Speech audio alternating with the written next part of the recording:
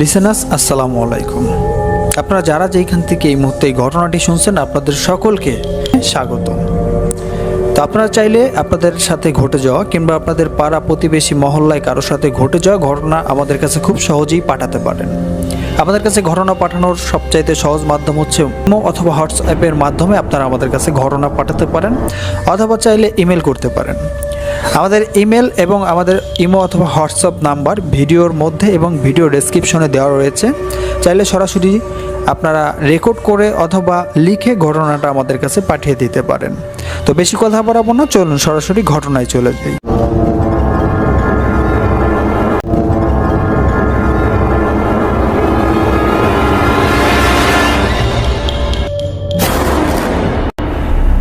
এই যে ঘটনাটা আপনাদের সামনে নিয়ে আসলাম, এই ঘটনাটা মূলত ঘটেছে কলকাতা। আর এই ঘটনাটা ঘটার যে সময়কাল, সেই সময়টা ছিল 90 দশকের, মানে এই ঘটনাটা মূলত 90 দশকের। আর স্পেসিফিকভাবে যদি আপনাদেরকে আমরা সময়টা উল্লেখ করি তাহলে 1991 সালে এই ঘটনাটি ঘটেছে। মূলত এই ঘটনাটা যে গ্রামে ঘটেছে ওই গ্রামের নাম হচ্ছে সোনারাঙ্গা। আর এই ঘটনাটা একজন কৃষকের সাথে ঘটে যাওয়া।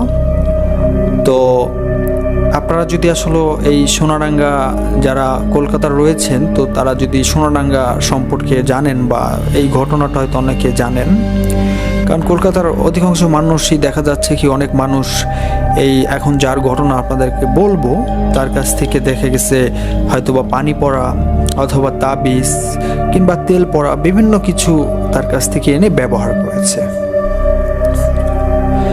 তো এই যেই ভদ্রলোকের ঘটনাটা বলবো তার নাম হচ্ছে আবু তাহের পাটোয়ারি। তো এই আবু তাহের পাটোয়ারি মূলত একজন কৃষক ছিলেন বা একজন কৃষক। আর এই সোনারাঙ্গা যদি আপনারা যেতে চান, তো এই সোনারাঙ্গা যাওয়ার যে শিয়ালদা রেলওয়ে স্টেশন আছে, আমি নিজেও সেখানে গিয়েছিলাম। আপনারা জানেন যে আসলে আমি কলকাতা গিয়েছিলাম। তো সেইখান থেকে অসংখ্য কিছু হরর ঘটনা আপনাদের জন্য বাছাই করে নিয়ে এসেছি। ইনশাল্লাহ ধাপে ধাপে এই ঘটনাগুলো আপনাদের সামনে উপস্থাপন করব। আর এই ঘটনাগুলো শোনার জন্য অবশ্যই আপনারা আমাদের চ্যানেলটিকে সাবস্ক্রাইব করে রাখবেন। তো যাই হোক, যারা সোনারাঙ্গা যেতে চান তারা মূলত এই যেই শিয়ালদা রেলওয়ে স্টেশন রয়েছে এখান থেকে 55 টাকা ভাড়া। তো এই ঘটনাটা ঘটার যে সময়কাল, সে সময়টা তো আপনাদেরকে বলেছি 1991 সাল। আর এই ঘটনাটা যার সাথে ঘটে তার নাম হচ্ছে মোহাম্মদ আবু তাহের। তো এই আবু তাহের তারা একটু হতদরিদ্র ছিলেন। তো দরিদ্র থাকার কারণে তারা মানে তাদের একমাত্র জীবিকা নির্বাহের যে প্রধান যে কাজ ছিল সেটা ছিল কৃষিকাজ। তো তারা হচ্ছে জমিতে বিভিন্ন ফসল রূপায়ণ করতেন এবং সেগুলো দিয়েই তাদের জীবনযাত্রা তারা চালিয়ে যেতেন। আর ঘটনাটা যেহেতু 90 বা 91 দশকের, তো মূলত এখন যদি আপনারা যান তাহলে ওইগুলো কিছুই যতটা উন্নত হয়েছে, ঠিক কলকাতা বলেন বা অন্যান্য বিশ্বের যে কোনো জায়গা বলেন না কেন, প্রত্যেকটি জায়গায় উন্নত হয়েছে।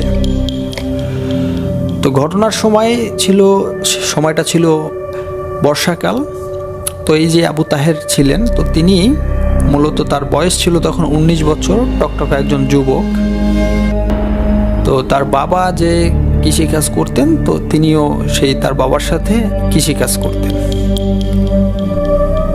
তো যেহেতু বৃষ্টির মৌসুম ছিলেন, অতিরিক্ত বৃষ্টির জন্য তারা যে ফসল রোপণ করবেন ওই ফসলটা সঠিক সময়ে রোপণ করতে পারতেছিল না।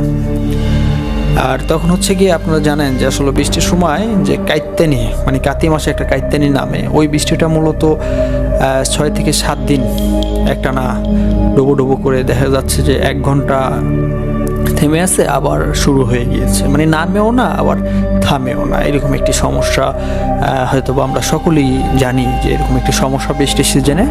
এখন যদিও ততটা দেখা যায় না, কিন্তু ওই 90 দশকের সময় এই বিষয়টা খুব ভালো দেখা যেত। তো তারা সেই সময় তাদের যে ফসলটা রোপণ করতে চাচ্ছিল, তো ওই ফসলটা আসলে তারা এই বৃষ্টির জন্য রোপণ করতে পারতেছিল না। আবার অন্যদিকে তারা যদি ওই সময় মতো ওই ফসল রোপণ না করে তাহলে তাদের ওই সিজন মোটামুটিভাবে আর কোনো কিছু করা হবে না। তো বিভিন্ন কিছু চিন্তা ভাবনা করে যেহেতু ফসল রোপণ করতে পারতেছিল না, তো তার যে বাবা ছিলেন, তো তিনি মূলত দেখা যাচ্ছে যে 6 মাস বাড়িতে থাকতেন আর 6 মাস এই শিয়ালদা থাকতেন। তিনি শিয়ালদা রথ চালাতেন। রথ তো আপনারা সকলে চিনেছেন কিনা জানি না। তো তিনি রথ চালিয়ে, আমরা হয়তো দেখেছি এর আগে আমরা একটি ঘটনা প্রচার করেছিলাম আব্দুল সামাদ ভাইয়ের। তো তিনি মূলত ঢাকা, তার কাছ থেকে আমি ঢাকা থেকে এই ঘটনাটা সংগ্রহ করেছিলাম। তো এই ঘটনাটা যদিও এখন আমাদের এই প্ল্যাটফর্মে নেই, তবে পরবর্তীতে আপনাদের জন্য নিয়ে আসব। তিনি মূলত 6 মাস ঢাকা রিক্সা চালান, 6 মাস বাড়িতে কৃষিকাজ করেন। তো এরকমই ছিলেন এই যেই আবু তাহের ভাই ছিলেন তার বাবা। তো যেহেতু তারা ওই সিজনে আসলে ফসলগুলো রোপণ করতে পারতেছিলেন না, তো আবু তাহেরের যে বাবা ছিলেন তিনি পেটের তাগিদে আপনার কলকাতা চলে যান। কারণ যেই শিয়ালদা ছিল, তো শিয়ালদা এখন যতটা উন্নত তখন কিন্তু এতটা উন্নত ছিল না। তো মূলত তিনি কলকাতা চলে যান। আবার দেখা যাচ্ছে যেদিন তার বাবা চলে যায় ঠিক ওই দিন বিকেল থেকেই মূলত এই যেই কাইত্তানিটা থাকে, তো ওই কাইত্তানিটা বন্ধ হয়ে যায়। আর যেহেতু আসলে সময় 2-3 দিন পিছনে পড়ে গিয়েছিল তারা, তো সেই জন্য যেই আবু তাহেরের আম্মা ছিল, তো তিনি তাকে বলেন যে তুমি যে এই ফসলগুলোকে রোপণ করো, যতটুকু পারো ঠিক ততটুকু করো, বাদ বাকিটা কালকে করো, যেহেতু সময় সংক্ষিপ্ত ছিল। তো এরই ধারাবাহিকতায় ওই যেই আব্দুল তাহের মিয়া ছিল, তো তিনি চিন্তা ভাবনা করেন যে আজকে সন্ধ্যার থেকে সারা রাত সে বীজ বপন করবেন। সকাল অবধি আশা করা যায় যে তার বীজ বপন করা শেষ হয়ে যাবে। তো এই চিন্তা ভাবনার থেকে তিনি আসলে সন্ধ্যার সময় তার যেই বীজ ছিল ওই বীজগুলো নিয়ে খেতে চলে যান। তো খেতে যাওয়ার পরে তিনি তার কাজ কাম চালু করেন, তিনি ওইখানে বীজ রোপণ করতেছিলেন। আর অন্যদিকে দেখা যাচ্ছে কি যেহেতু অন্যদের বীজ অলরেডি রোপণ করা হয়ে গিয়েছে, তো তারা কিন্তু ওই পুরো বিলের মধ্যে তিনি একাই ছিলেন। তো কাজ করতে করতে একটা পর্যায়ে আসলে তখন কিন্তু যে সঠিক যে সময়টা সে কয়টা বাজে সেটা কিন্তু তিনি আসলে সঠিকভাবে বলতে পারেননি। তিনি ওই কয়টা বাজে সেটা কিন্তু তিনি আসলে সঠিকভাবে বলতে পারেননি। তিনি আর যেহেতু ওই সময়টা যদিও বর্ষাকাল ছিল, আকাশ মেঘলা ছিল, কিন্তু সময়টা ছিল পূর্ণিমা রাত। আর যেহেতু ওই দিন আবহাওয়া ভালো হয়ে গিয়েছে, সেই জন্য ওই পূর্ণিমার আলোতে সব কিছু দেখা যাচ্ছিল। তো এই তাহের মিয়া হঠাৎ লক্ষ্য করেন যে তিনি যে বীজগুলো রোপণ করতেছেন, তো পিছন থেকে কে যেন ওই বীজগুলোকে বসে বসে খুঁটে খুঁটে খুঁটে খুঁটে একটা একটা করে উঠিয়ে ফেলতেছে। তো এটা দেখে ওই যেই তাহের মিয়া ছিল তিনি কিছুটা হতবাক হয়ে যায়। আবার তিনি ভাবেন যে কে না কে, তো তিনি জিজ্ঞাসা করেন এই ওখানে কে। এই কথা যখন তিনি বলেন, ওই যে অবয়বটি দেখেছিলেন সেই অবয়বটি একদম উঠে ঝেড়ে দৌড়, আর পিছন একদম সাইডের দিকে দৌড় দিয়ে পাশে একটি দিঘি ছিল, ওই দিঘির মধ্যে চলে যায়। ওই দিঘিটাকে আসলে যোগীর দিঘি বলা হয়। তো এই দিঘি কেন্দ্রিক অসংখ্য ঘটনা রয়েছে, পর্যায়ক্রমে আপনাদের কাছে আমরা এটা উপস্থাপন করব। তো এভাবে তিনি যখন এখানে কাজ করতেছিলেন, তো হঠাৎ তিনি তার মনে হচ্ছে কি যে তার ঠিক বাম পাশ দিয়ে শাঁসা করে কোনো কিছু মনে হচ্ছে হেঁটে যাচ্ছে। তো তিনি যখন ওইদিকে তাকানোর পরে দেখেন যে একটি অনেক লম্বা, যেটা তাহের মিয়া যেটা বলেছিলেন যে ম্যাক্সিমাম ওই যে জিনিসটাকে দেখেছিলেন তিনি, ওটার উচ্চতা কম করে হলো 40 থেকে 50 ফিট হবে। এত লম্বা একটা অবয়ব, তার পুরো শরীরটা নীল, অস্বাভাবিকের চাইতো অনেক মোটা। তিনি একটি হাফ প্যান্ট পরা, আর তার পুরো শরীরটা পুরো বডিটা নীল। তো এরকম একটা অবয়ব তার ক্ষেতের পাশ দিয়ে আইল দিয়ে হেঁটে ওই দিঘির মধ্যে নেমে গেল। তো এটা দেখার পরে তিনি ওইখান থেকে আসলে উঠে যাবেন, উঠে বাড়ির দিকে যাবেন। এই যে উঠবেন বা বাড়ির দিকে যাবেন, অতটুকু শক্তিও তিনি আসলে পাচ্ছিলেন না। তো না পাওয়ার ফলে ওইখানেই তিনি আসলে মাটির মধ্যে ল্যাপটা দিয়ে বসে পড়ে যান, অটোমেটিকই তিনি ল্যাপটা দিয়ে ওইখানে পড়ে যান। পড়ে যাওয়ার পরে এখন পুরো ঘটনাটা তিনি আসলে ঠিক এরকমভাবে পড়ে গিয়েছেন ওইখানে, মানে যেহেতু কাদা ছিল বৃষ্টির কারণে, তো তিনি এখন সম্পূর্ণ ঘটনাগুলো ওইখানে দেখতেছে। তো তিনি দেখতেছে যে ওই যেই দিঘি, ওই দিঘির মধ্যে থেকে আসলে মানে কথা অসংখ্য লোকের, মানে মনে হচ্ছে যে একটা বিচার ওইখানে বসেছে, এরকম একটি অনেক মানে একটা বিচার বসেছে। ওই বিচারের মধ্যে এই কিছুক্ষণ আগে যে লোকটি এখান দিয়ে হেঁটে গেল, তো তিনি হচ্ছে মনে হচ্ছে যে ওই বিচারের যে বিচারক, তিনি ওই বিচারক। তো তিনি যাওয়ার পরে ওইখানে অনেক কান্নাকাটি হয়, অনেক মাপ চাওয়াচাই হয়। তো একটা পর্যায়ে তিনি ওই যেই মানে অবয়বটা এখান দিয়ে গিয়েছিল, তো তিনি বলেন যে তুমি যেই কাজ করেছো এই কাজের শাস্তি স্বরূপ তোমাকে মানে সঠিক যে আসলে কি একটা জায়গার নাম বলেছিল, তো তিনি আসলে ওই যেই আবু তাহের ভাই তিনি ওই জায়গার নামটা সঠিকভাবে মানে শুনতে পারেনি আর কি। তো যাই হোক, একটা জায়গার নাম বলা হয় যে শাস্তি স্বরূপ তোমাকে ওইখানে পাঠিয়ে দেওয়া হবে। তো এই কথা যখন বলেন তখন এখানে অনেক কান্নাকাটি, মনে হচ্ছে যে অনেক পরিবারের লোকজন, মা বাবা ছেলেকে যখন শাস্তির হুকুম দেয়, তো মা বাবা যেভাবে কান্নাকাটি করে ঠিক ওইভাবে কান্নাকাটি করতেছিল।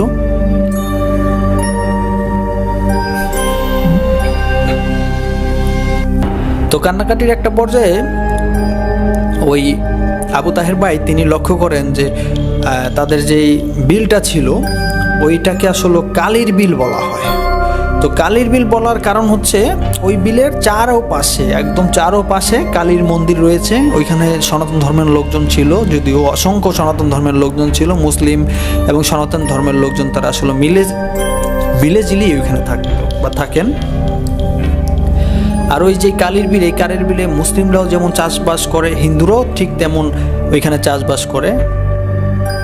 তো তিনি লক্ষ্য করেন যে ওটার যে পূর্ব দিক রয়েছে, ওই পূর্ব দিকের জায়গাটা মানে অনেক ফাঁকা। তো ওই পূর্ব দিকের আকাশ থেকে শো শো শো শো করে কি যেন আসতেছে। তো এটা দেখে তিনি আকাশের দিকে যখন তাকান, তো তাকানোর পরে তিনি লক্ষ্য করেন যে ওই আকাশ থেকে একটা মানে ঘোড়ার গাড়ি বা পালকি যেটাই বলেন না কেন, এখানে যদিও ঘোড়া ছিল না, কিন্তু ঘোড়ার গাড়ির মতো আকৃতি অথবা পালকির মতো এরকম একটা আকৃতি, তো ওইরকম একটা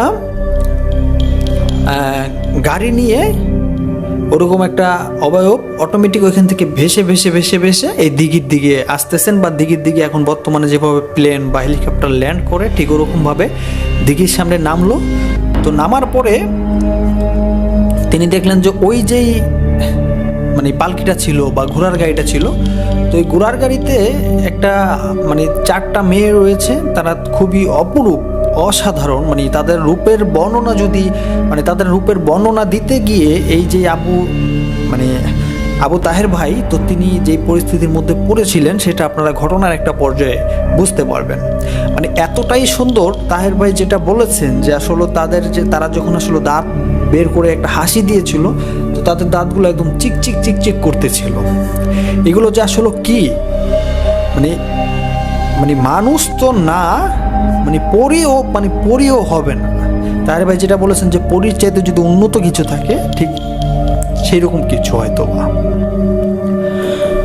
তো এখানে যখন আসার পরে তখন তাহের ভাই দেখেন যে 4টা অবয়ব, তারা সকলেই, তাদের পরনে কিছু ছিল না এবং তাদের পুরো শরীরটা নীল, শুধু খালি হাফ প্যান্ট পরা। তো একজন লোককে শিকলে বন্দী অবস্থায়, মানে শিকল দিয়ে বেঁধে রাখা হয়েছে তাকে। আর শিকল, এত মোটা শিকল তিনি তার জীবনে আর কখনো কোনো জায়গায় দেখেননি। এত মোটা একটা শিকল দিয়ে তাকে আসলে এক্স যেভাবে হয় ইংরেজি বর্ণমালার, ওই এক্স কোয়ালিটিতে তাকে বাঁধা হয়েছে। আর এমনভাবে বাঁধা হয়েছে তার পা হাত, মানে তিনি আসলে লড়ার কোনো কায়দা নেই। তো তার 2 বগলের ভিতর দিয়ে 2জন হাত দিয়ে তাকে এসে ওই পালকির মধ্যে ফেলে দিল।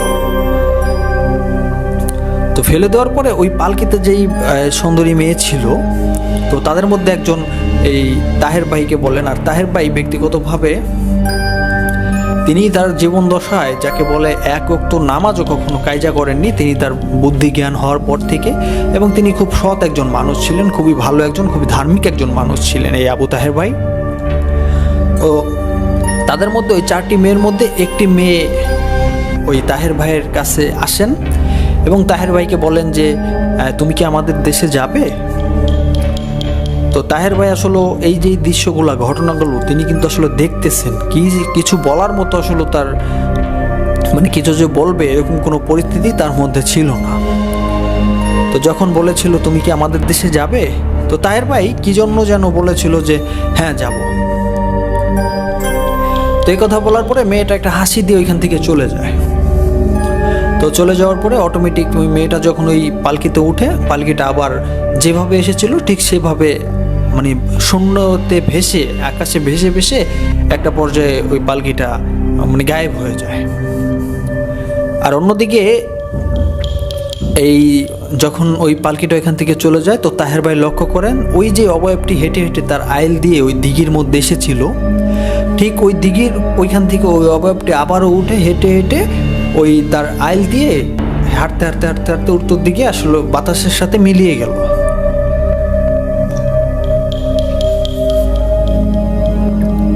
তো এই ঘটনা মানে তাহের ভাই যেটা বলেন যে ওই যে অবয়বটি এসেছিল আমার পাশ দিয়ে, আমার আইলের পাশ দিয়ে হেঁটে এসে দিঘির মধ্যে গেল, আবার দিঘি থেকে বের হয়ে তিনি চলে গেলেন, ঠিক এমনভাবে গিয়েছিলেন জানি মনে হচ্ছে যে আসলে ওই যে তাহের ভাই একটা লোক যে এখানে আসছেন তিনি দেখেননি তাকে। অথচ তাহের ভাই যেটা বলেছেন যে আমি স্পষ্টভাবে দেখেছি, তিনি আমাকে লক্ষ্য করেছেন, কিন্তু তারপরেও মানে এমনভাবে চলে গেল যেন তিনি দেখেননি। তো ওই অবয়বটি যাওয়ার পরে সমস্যা দেখা দেয় আরেকটা। আর তাহের ভাই কিন্তু আসলে তার শরীর হাত পায়ে কিন্তু কোনো বদ পাচ্ছিল না।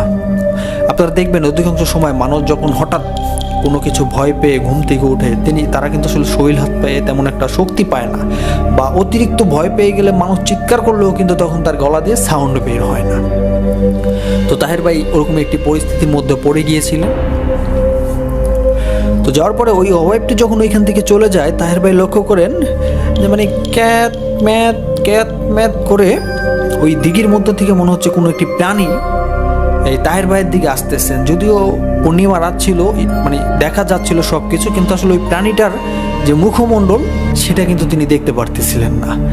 তো তাহের ভাই প্রথমে ভেবেছিলেন এটা হয়তো কোনো একটি বড় কচ্ছপ হবে, কারণ কচ্ছপের মতো এইভাবে এঁকিয়ে বেঁকিয়ে এদিকে আসতেছিল। যখন ওই যে অবয়বটি কাছাকাছি আসেন, তো তখন তাহের ভাই মানে এত জোরে চিৎকার চেঁচামেচি করেন, কিন্তু আসলে তার গলা দিয়ে কোনো সাউন্ড বের হচ্ছিল না। তিনি লক্ষ্য করেন ওই যে অবয়বটি তার এদিকে আসতেছেন, ওই অবয়বটি আসলে মানে মনে হচ্ছে দাঁড়াতে পারে না। তো তিনি আসলে দুই হাত দিয়ে তার পুরো বডিটাকে আসলে টেনে টেনে ওই তাহের ভাইয়ের দিকে আসতেছে। তো তার খুব কাছাকাছি আসেন। তো এমতো অবস্থায় তাহের ভাই আসলে জ্ঞান হারিয়ে ফেলবেন, অজ্ঞান হয়ে যাবেন, এরকম একটি পরিস্থিতির মধ্যে চলে আসেন। ঠিক তখন ওই অবয়বটি তাহের ভাইকে বলেন যে কিরে তাহের, তুই তো এই সম্পূর্ণ ঘটনাটা দেখেছিস তাই না? তো তুই যেহেতু এই ঘটনাটা দেখেছিস, যদি ভালো চাস বা বাঁচতে চাস, তাহলে তোর জন্য ভালো হবে কি জানোস? এই যে ঘটনাটা দেখেছিস এটা এখানেই ভুলে যাওয়া। তোর কিন্তু কেউ কোনো ক্ষয়ক্ষতি করেনি, আর আশা করি জীবনে কখনো করবেও না, কিন্তু তুই এই ঘটনাটা কখনো কাউকে বলবি না।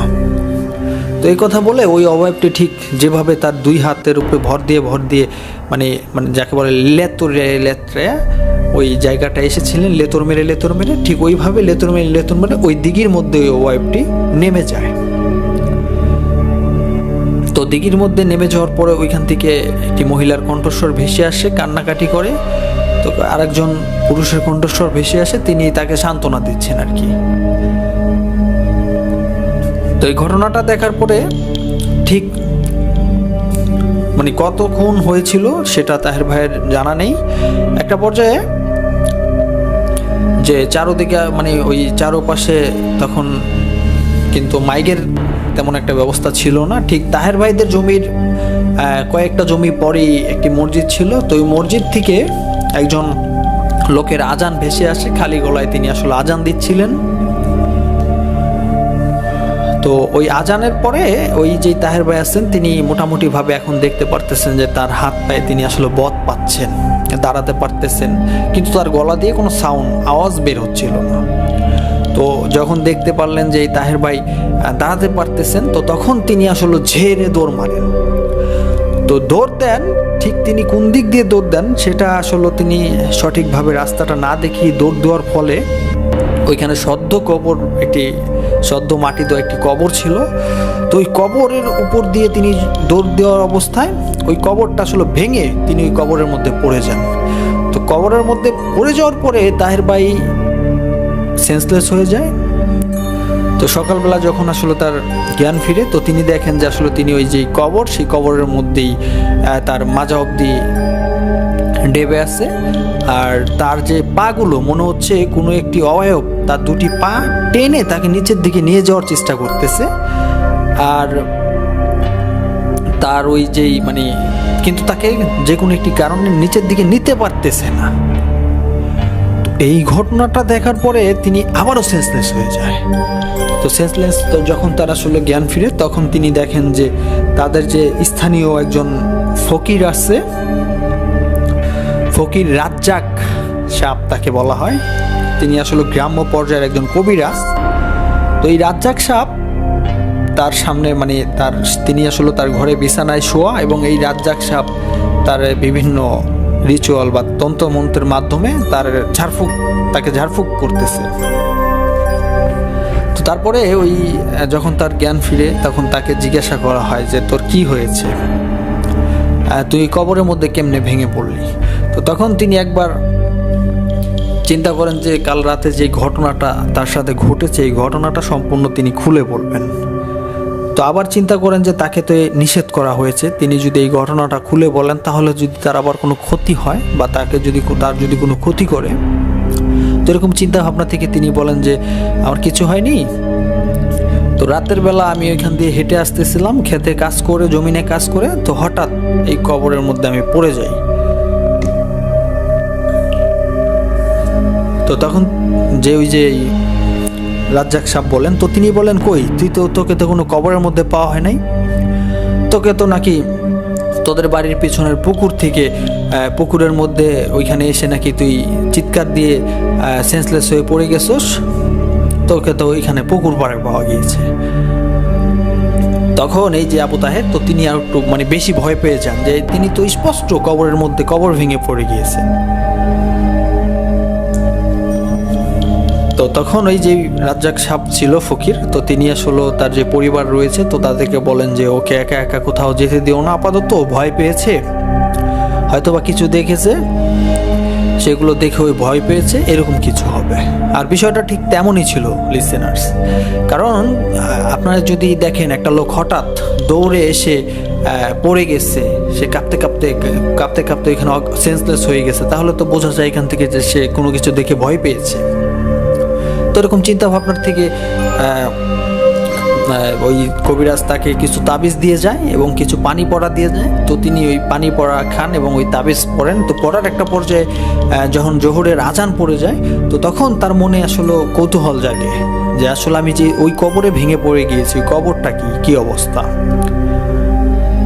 তো তিনি আসলে হাঁটতে হাঁটতে ওই কবরস্থানের ওইখানে যান এবং যে দেখেন যে কই না, তো এ তো দিব্যি একটি কবর, খুব ভালো, এখানে কেউ ভেঙে পড়েছে কিংবা কবরের তো কোনো ক্ষয়ক্ষতি হয়নি। তাহলে তিনি যে দেখলেন যে ওইখানে তিনি কবর ভেঙে পড়ে গিয়েছেন।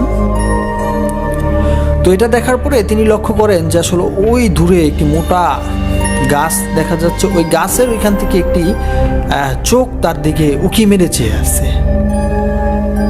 তো তিনি যখন আর একটু কাজ ভালোভাবে দেখার জন্য একটু ঘুরে দাঁড়ান, তো তিনি তখন লক্ষ্য করেন ওই যেই কাল রাতের যে মেয়েটি তাকে বলেছিলেন তুমি কি আমার সাথে যাবে, ওই মেয়েটি।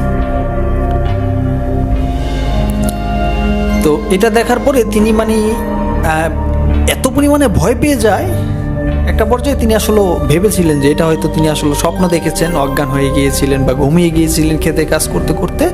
তো তিনি হয়তো ভয় পেয়ে স্বপ্নে দেখেছেন, কিন্তু যখন ওই মেয়েটাকে ওইখানে দেখেন, তখন তিনি এত পরিমাণে ভয় পেয়ে যান যে আবারও তিনি ঝেড়ে একদৌড়ে বাড়িতে চলে আসেন। তো বাড়িতে এসে একটা পর্যায়ে তিনি তার মাকে এই ঘটনাটা, সম্পূর্ণ রাতের ঘটনাটা তিনি খুলে বলেন। তো তখন কিন্তু 2:30 থেকে 3টা বাজবে। তো এমন সময় তারা লক্ষ্য করেন যে এই ঘটনাটা যখন তার মাকে বলেছেন, তো অসংখ্য যে ঢিল বা ইট পাটকেল তাদের টিনের চালের চারোদিক থেকে মারতেছে মানুষজন, মনে হচ্ছে তাদের ঘর ভেঙে ফেলবে। তারা দুজন চিৎকার চেঁচামেচি করেন, গ্রামের লোকজনদেরকে, তারা প্রতিবেশীদেরকে ডাকাডাকি করেন, চিল্লাচিল্লি করেন, কে শুনে কার কথা। মানে এরকম একটা পরিস্থিতির মধ্যে তারা পড়ে গিয়েছিলেন, মনে হচ্ছে যে এই গ্রামের মধ্যে তারা একাই বসবাস করেন, আর কোথাও কোনো মানুষ নেই। তো এটা দেখার পরে একটা পর্যায়ে 20 থেকে 30 মিনিট তাদের এই টিনের চালে ঠাস ঠাস করে বিভিন্ন ইট পাটকেল পড়তে থাকে। তো তারপর একটা পর্যায়ে আসলে এটা থেমে যায়। থেমে যাওয়ার পরে তারা যখন বাইরে বের হয়ে তারা দেখেন যে মানে ওই আঠাইলা যে মাটি থাকে, যে মাটিগুলো দিয়ে আসলে ইট তৈরি করা হয়, বালু মাটি না, তো অসংখ্য বালু মাটি, কাদা মাটি, মানে আঠাইলা মাটি মনে হচ্ছে যে কোনো একটি দিঘি থেকে উঠিয়ে তাদের চালে মারা হয়েছে। তো এটা দেখে তারা চিৎকার চেঁচামেচি করে পাশের বাড়িতে চলে যায়। যাওয়ার পরে বলেন যে এই ঘটনা, তো এত ডাকাডাকি করলাম, কই তোমরা তো কেউ সাড়া দিলা না। বলে কি বলো, কই না তো, এরকম ঘটনা হলে আমরা কি শব্দ পেতাম না। তো যখন প্রতিবেশী মানুষজন আসেন, তো আসার পরে তারা দেখেন যে ওইখানে তাদের বাড়িতে আসলে কোনো কাদামাটি কিছু নেই, আর মানে কিছুই হয়নি, সব কিছু ঠিকঠাক। তো এই ঘটনাটা যে ঘটেছে, ঠিক এই ঘটনার পর থেকেই ওই যে আবু তাহের ভাই ছিলেন, তিনি যখন এই ঘটনাটা খুলে বলেছেন, ঠিক তারপর থেকেই এই আবু তাহের ভাই মানে শুধু খালি ড্যাব ড্যাব করে তাকিয়ে থাকে, মানুষের দিকে কথা বলে না। মানে মনে হচ্ছে যে তার যে বোধ শক্তি মুখের, এটা নষ্ট হয়ে গিয়েছে। তিনি যত কথা বলেন, মানে যত মানুষজন যত কথা জিজ্ঞাসা করেন, কে আসলে তিনি কারো কথারই কোনো উত্তর দিতে পারতেছিল না বা কিছু বলতে পারছিল না।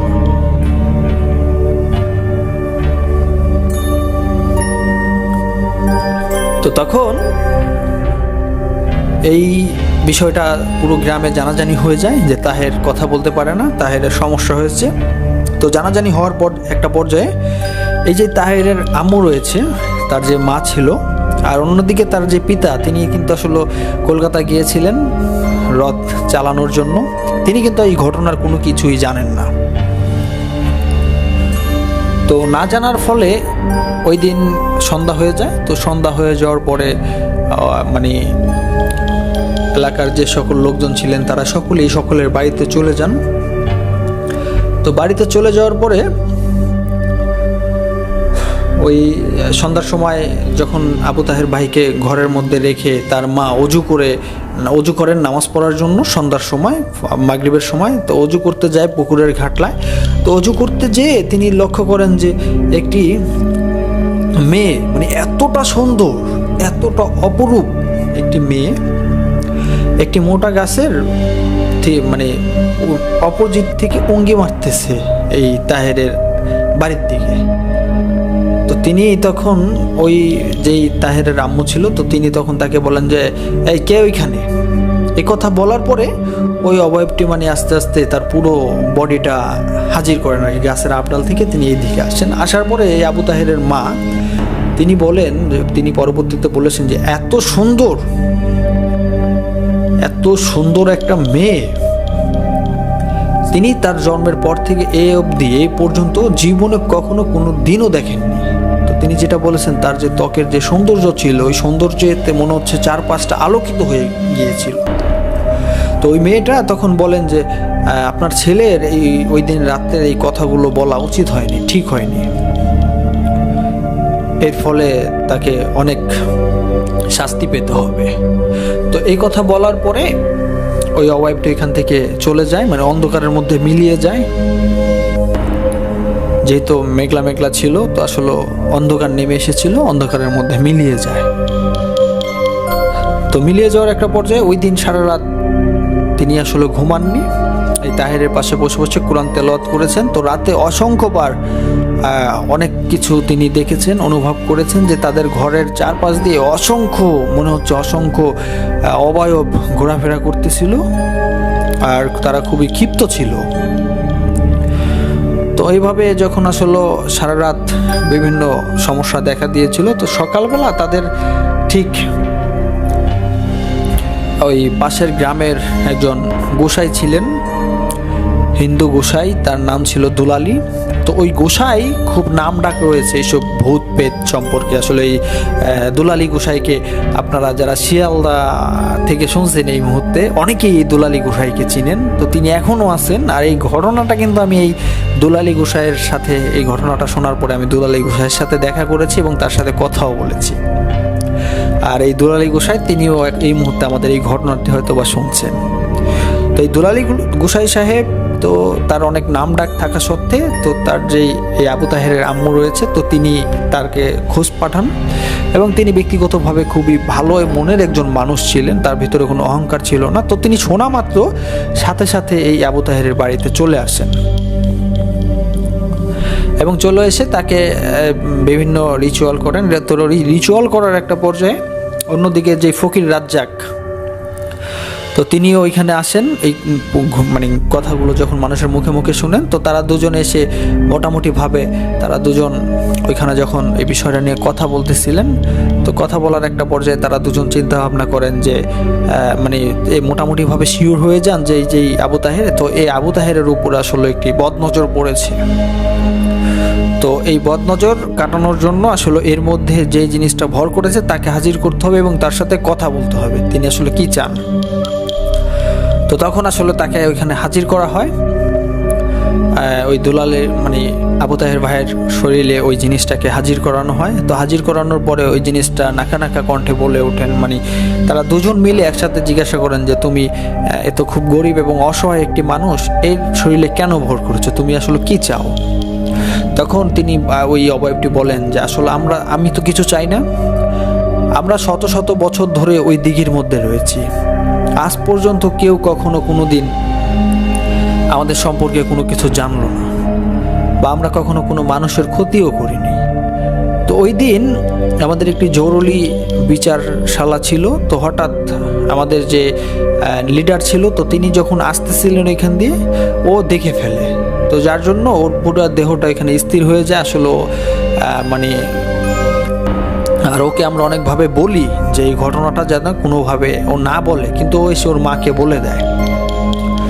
তো এই জন্য এখন ওর অনেক বড় শাস্তি ভোগ করতে হবে। এই শাস্তি সম্পূর্ণ না হওয়া পর্যন্ত ওকে কোনো ছাড়াছাড়ি নেই। তো এই কথা বলে ওই যেই অবয়বটি রয়েছে, তো তিনি মানে যে আবু তাহের ভাই রয়েছেন, তো তিনি উঠে ওইখান থেকে ফাল দিয়ে উঠে এই দুইজন ফকির রাজ্জাক এবং দুলালী, তাদের দুজনকে খুব অকথ্য ভাষায় গালাগালি করেন এবং যা পাচ্ছিল হাতের কাছে তাই ছুঁড়ে মারছিল। মানে আসলে ওর শরীরে যেই অবয়বটি ভর করেছেন, এদের মূল কাজই হচ্ছে মানে কাদা, ইট, পাটকেল এগুলো ছুঁড়ে মারা। অনেক সময় দেশগ্রামে বা বিভিন্ন জায়গায় দেখবেন রাত্রের বেলা এরকম অসংখ্য ঘটনা আমাদের বাংলাদেশেও রয়েছে। আমরা হয়তো বা অনেকেই যদি কারোর সাথে ঘটে থাকে তাহলে অবশ্যই কমেন্টে জানিয়ে যাবেন। তো রাতের বেলা হঠাৎ মনে হচ্ছে ঠাস ঠাস করে ইট পাটকেল মারে। তো এই ধরনের এক প্রকারের জিন রয়েছে যাদেরকে আসলে মাইটকেল জিন বলা হয়। এরা মূলত বিভিন্ন সময় যে মাটি ছুঁড়ে মারে মানুষের ঘর বাড়িতে।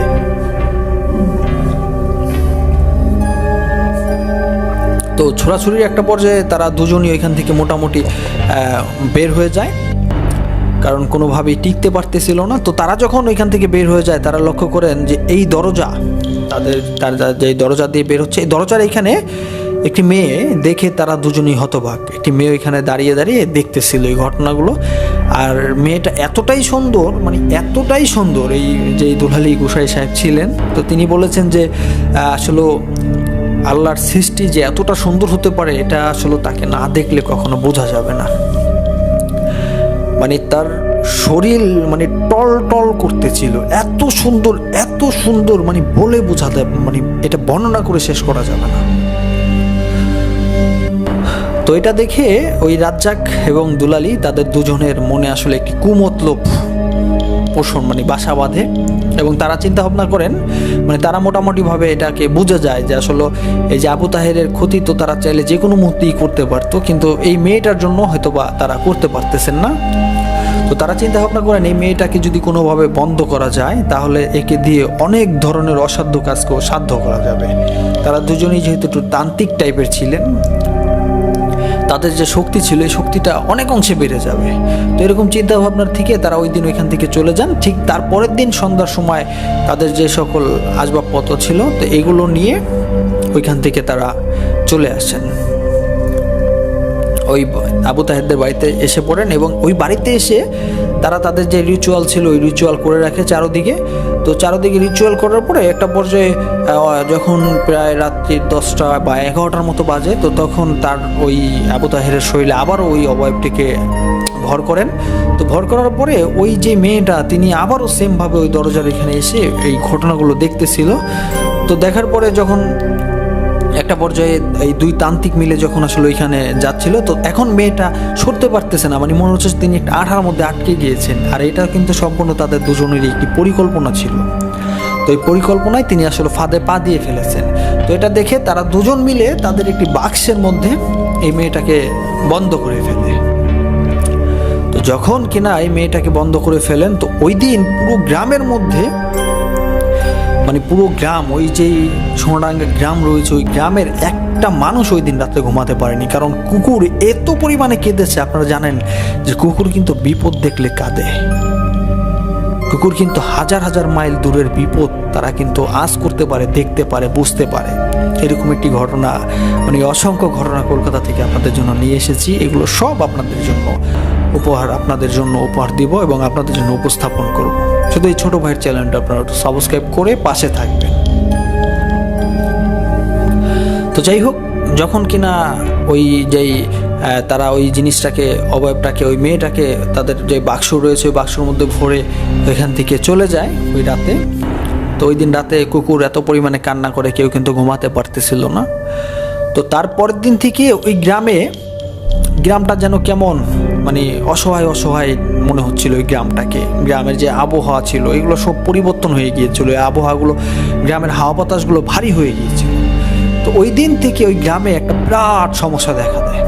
সেই সমস্যাটা কি, মানে যে গবাদি পশু পাখি ছিল ওই গ্রামের, যেমন গরু, ছাগল, মহিষ, ভেড়া, তো এই গবাদি পশু পাখি এবং কি কুকুর, ওই গ্রামের যে কুকুরগুলো ছিল ওই কুকুরগুলোও রাত্রিবেলা কাঁদে। এবং ওই গবাদি পশু পাখিগুলো সারা রাত্রিবেলা মানে চিল্লাচিল্লি করতে থাকে এবং কাঁদে। তো একদিন, 2 দিন, 3 দিন যায়। তো অন্যদিকে এই যে আবু তাহের ভাই ছিলেন, তো তার কিন্তু আসলে যেই ওই জবান কিন্তু, তার কিন্তু মুখ দিয়ে কোনো কথা তিনি বলতে পারেননি। এই আবু তাহের ভাইও আসলে একভাবে কেঁদে যাচ্ছিল শুধু। তো এরকম হওয়ার একটা পর্যায়ে ঠিক 3 দিন পর থেকে ওই গ্রামে নতুন একটি সমস্যার উদ্বেগ হয়, নতুন একটি সমস্যার সৃষ্টি হয়। সেই সমস্যাটা হচ্ছে ওই গ্রামের যে সকল গবাদি পশু পাখি রয়েছে, তো কোনো মানে একদিন একজনের গরু, একজনের কুকুর, একজনের ছাগল, একজনের ভেড়া, এরকমভাবে গ্রামের প্রত্যেকের যে বাড়ি ছিল ওই বাড়ির থেকে আস্তে আস্তে নিখোঁজ হতে শুরু করেছে। তো এইভাবে যখন চলতে থাকে, আর যেই এই গবাদি পশুগুলো নিখোঁজ হয়ে যায়, কিন্তু এর আসলে যে রক্ত, মাংস, হাড় বা এগুলো নিয়ে কেউ খেয়ে ফেলে তা না। ঠিক এই গবাদি পশুগুলো কি ওই যে দিঘি রয়েছে ওই দিঘির মধ্যে পাওয়া যায়, মৃত অবস্থায় পড়ে রয়েছে। আর ওই যে গরু, ওই গরুগুলা বা ছাগল, ভেড়া বলেন, মহিষ বলেন, এগুলো কি এমত অবস্থায় পাওয়া যায়, মানে এদের চোখগুলো অনেক বড় বড়, মনে হচ্ছে এরা কোনো ভয়ঙ্কর কিছু দেখে হার্ট স্ট্রোক করে মরে গিয়েছে। তো এই ঘটনা যখন মোটামুটিভাবে ওই এলাকায়, আশেপাশের এলাকায় জানাজানি হয়ে যায়, তো জানাজানি হওয়ার পরে ওই পার্শ্ববর্তী কলকাতার একজন নাম করা একজন, মানে, আর এর মধ্যে কিন্তু লিসেনাস একটি জিনিস আমরা মিস করে ফেলেছি। এই যে ঘটনা, এই ঘটনাগুলো মানে কোনো না কোনোভাবে এই আবু তাহের ভাইয়ের বাবা কিন্তু আসলে জানতে পারে। তো তিনি ওই গ্রামে আসেন, এসে তার ওয়াইফের কাছ থেকে যখন সম্পূর্ণ ঘটনাগুলো শুনেন, তো শোনার পরে ওই তিনি সাথে সাথে আবার কলকাতা চলে যান এবং সেইখানে একটি মাদ্রাসার প্রিন্সিপাল রয়েছে মোহাম্মদ হুজুর, যার নাম এই মোহাম্মদ হুজুর, তিনিও এখন জীবিত রয়েছেন। তো এই মোহাম্মদ হুজুরের সাথে আমি দেখা করেছি, কথা বলেছি। তার আসলে অনেক বয়স এখন, তিনি যদিও এখন অবসর সময় পার করতেছেন। আর তিনি লোকটা খুবই একজন রসিক এবং খুবই ভালো একজন মানুষ। তো তিনিও আমাকে অসংখ্য ঘটনা দিয়েছেন তার জীবন দশায় ঘটে যাওয়া। তো এই ঘটনাগুলো আপনাদের সাথে শেয়ার করব।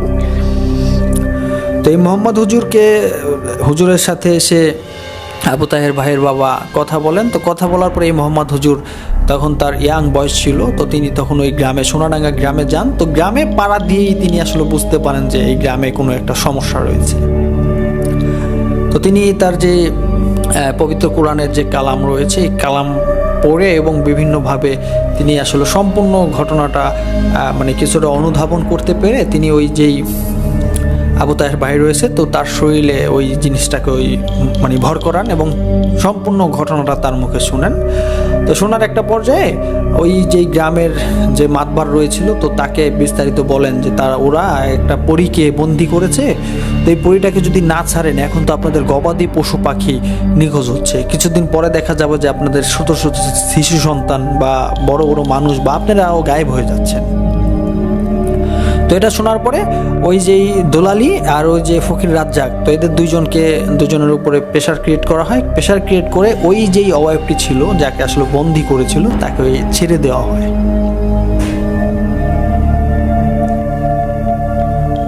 তো ছেড়ে দেওয়ার পরে ওই দিন থেকে ওই গ্রাম বা মোটামুটিভাবে ভালো হয়ে যায় এবং ওই গ্রাম আবার স্বাভাবিক হয়ে যায়। আর অন্যদিকে স্বাভাবিক হলেও এই যে আবু তাহের তিনি কিন্তু এখনো তিনি স্ট্রেট জীবিত, তো তিনি এখনও কিন্তু আসলে কথা বলতে পারেন না। আর এই আবু তাহের ভাই উনি রাত্রের বেলা প্রায় মাসের মধ্যে প্রায় দেখা যাচ্ছে 10-12 দিন তিনি আসলে রাতের বেলা তাকে বাসায় পাওয়া যায় না। বাইরে থেকে দরজা জানালা লাগানো আছে কিন্তু তাকে আসলে ঘরের মধ্যে যদি কেউ ফাঁক দিয়ে বা জানালার চিপা চাপা দিয়ে তাকান তাহলে তাকে ঘরে পায় না। তিনি আসলে কোথায় যান এই রাতের বেলা? আর তিনি কিন্তু এখন আসলে বিয়ে করেননি, আর বাকি জীবন হয়তো বা তিনি আর বিয়ে করবেনও না। তো আদৌ এই যেই আবু তাহের ভাই রয়েছেন তো এর মধ্যে মাঝখানে তিনি কিন্তু ওই যে মোহাম্মদ হুজুর রয়েছে, তো মোহাম্মদ হুজুর বলেন যে আসলে ওর মধ্যে একটি এক্সট্রা পাওয়ার চলে এসেছে। ও যদি কাউকে পানি পড়া দেন বা তেল পড়া দেন তাহলে অনেকেরই অনেক রোগ থেকে মুক্তি পাওয়ার একটি হয়তোবা লাইন গার্ড বা একটি মানে সমাধান হবে হয়তোবা। তো এরই ধারাবাহিকতায় অনেক মানুষ মাঝখান দিয়ে আসলে 2010, 11, 12 সালের দিকে মানে খুব অনেক দূর থেকে অনেক দূর প্রান্ত থেকে মানুষজন যে এই যে আবু তাহের ভাই তো তার কাছ থেকে পানি পড়া তেল পড়া নিয়ে আসতেন। তো একটা পর্যায়ে এই পানি পড়া তেল পড়া দেওয়ার কারণে তার উপরে খুব প্রেশার ক্রিয়েট হয় এবং তিনি এগুলো দেওয়া বন্ধ করে দেন। আর যেই নিয়তি ওই পানি পড়া আনতেন রোগের জন্য তার থেকে ইনশাআল্লাহ আল্লাহ তাআলা অশেষ মেহেরবানিতে মুক্তি লাভ করতেন। তো এখনও এই আবু তাহের ভাই জীবিত আছেন এবং তিনি যে বাসাটায় যে ঘরটায় থাকেন তো তার ঘরটা সর্বদা পরিষ্কার থাকেন এবং তিনি সকাল সন্ধ্যায় ঘরে আগরবাতি মোমবাতি জ্বালান। মানে আমি তাকে দেখেছি, মানে এখন তার ঢাইসি অন্য পদের, উনি দেখলেই মনে হবে যে একজন আল্লাহ তাআলার মনে হচ্ছে অনেক বড় একজন ওলি। আর তিনি কিন্তু এখনও এক ওয়াক্ত নামাজ কখনো কাজা করেন না। তার যে পার্শ্ববর্তী মসজিদ রয়েছে ওই মসজিদে তিনি সময় মতো যেয়ে ওইখান থেকে নামাজ পড়ে আসেন। আর নামাজ পড়া ব্যতীত কিন্তু তার সাথে যখন তিনি নামাজ পড়তে বের হন তখনই আসলে তাকে দেখা যান, কারণ তার ঘরে তার মা ব্যতীত অন্য কেউ প্রবেশ করতে পারে না বা আজও পর্যন্ত কেউ প্রবেশ করেনি। তো এখান থেকেই তাকে এক নজর দেখেছি এবং তার সাথে তো কথা বলতে পারেনি, কারণ তার যে মানে স্বরশব্দ বা গলার যে সাউন্ড সে সাউন্ড হচ্ছিল না, তিনি আসলে কথা বলতে পারে না। তো আদৌ কি এখনও গ্রামের মানুষের মধ্যে অনেকেই বলা বলি করেন যে আসলে ওই যে পরীটা রয়েছে ওই পরীটার সাথে নাকি এই আবু তাহের ভাইয়ার বিবাহ হয়েছে। তিনি হয়তোবা প্রায় সময় মাসের মধ্যে যেই সময়টা তিনি আসলে তাকে ঘরে পাওয়া যায় না তিনি হয়তোবা পরীর দেশে চলে যান, এরকম কোনো একটি মানে ঘটনা ওই এলাকায় এখনও লোটালোটি বা রটারটি হয়, এখনও ওই এলাকার মানুষজন জানেন। তো আসলে এই ঘটনাটা যারা জানেন বা যাদের আর ওই এলাকায় যেহেতু আমি গিয়েছি এই ঘটনাটা শুনেছি, তো আমি বলেছি এই ঘটনাটা আমরা ইউটিউবে আপলোড করবো আমাদের শ্রোতাদের উদ্দেশ্যে। তো সবার অনুমতি সাপেক্ষে এই ঘটনাটা আপনাদের জন্য উপস্থাপন করেছি। তো ঘটনাটা কেমন লাগলো অবশ্যই কিন্তু কমেন্ট করে জানাবেন। আর এতক্ষণ পর্যন্ত আমি আফনান আলী রাসেল ছিলাম আপনাদের সাথে। আর অবশ্যই নতুনত্ব কিছু পাওয়ার জন্য আমাদেরকে সর্বদাই সাপোর্ট করে যাবেন। আপনাদের জন্য সবসময় নতুনত্ব নিয়ে হাজির হওয়ার চেষ্টা করবো ইনশাল্লাহ। সকলে ভালো থাকবেন, সুস্থ থাকবেন। আসসালামু আলাইকুম।